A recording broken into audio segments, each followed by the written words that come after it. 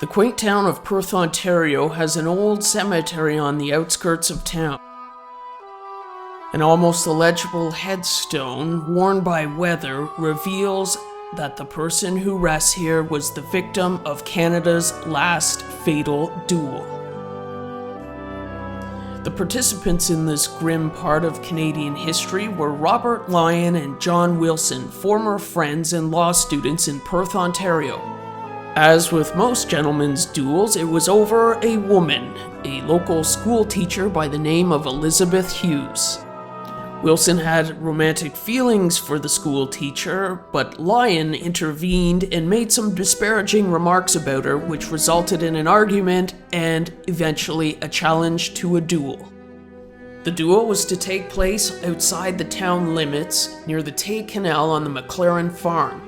Using old maps and comparing them to modern satellite images, we can locate exactly where the duel took place. The area where Wilson and Lyon met remains much as it did almost 200 years ago, when Wilson shot his friend Lyon dead. Wilson immediately turned himself in and was charged with murder. He defended himself in court and was acquitted.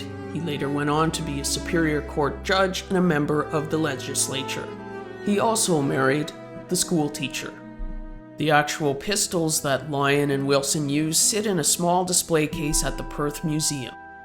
As for Lyon, he rests quietly just meters away from where he fell. For the Ottawa Citizen, I'm Andrew King.